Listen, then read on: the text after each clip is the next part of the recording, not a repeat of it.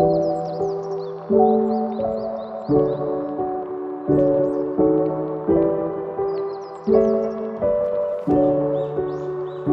that you need.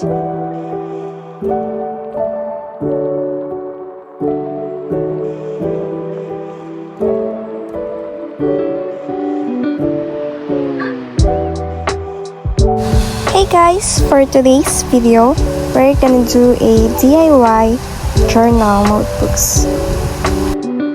First is you need to prepare your things and then cut your desired size of your journal notebooks and then cut it off with a cutter.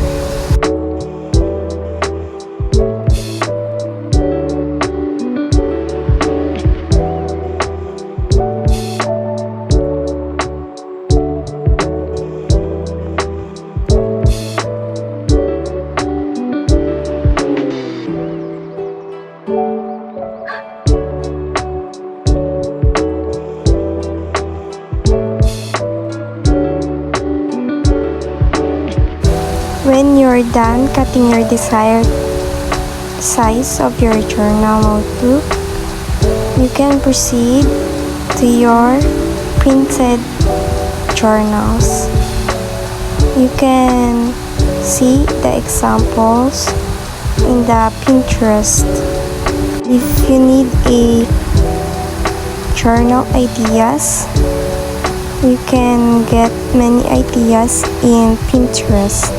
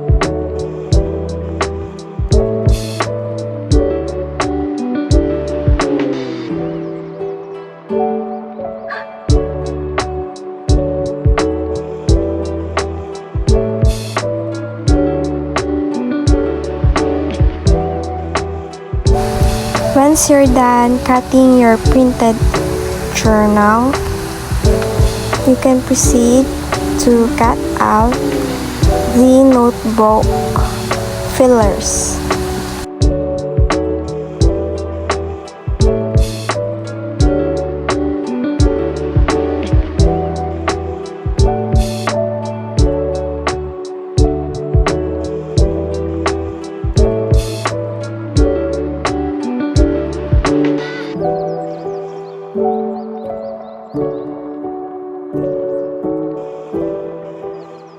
Once you're done, you can put some colored papers in your front cover of your journal. If you don't like, that's fine. And then, find the center of your journal notebook using your ruler so that you can put a puncture in it.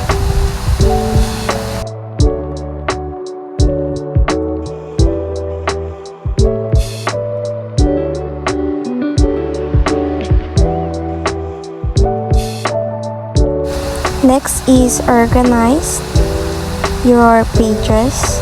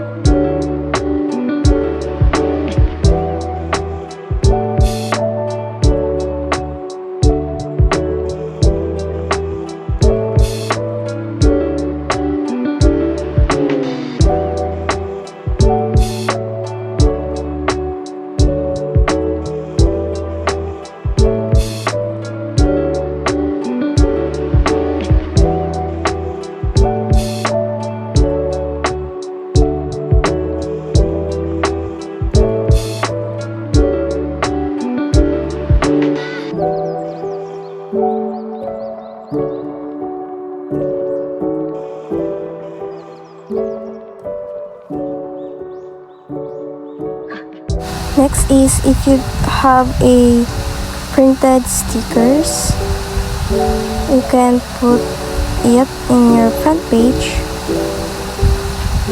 And then here you go. Now this is the final look of my journal notebook.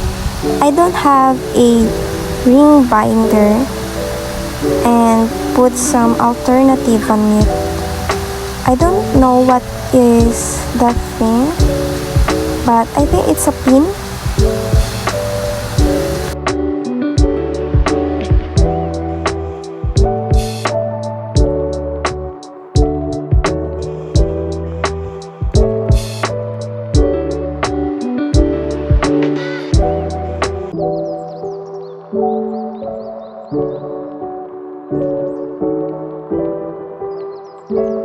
Yay, it's done.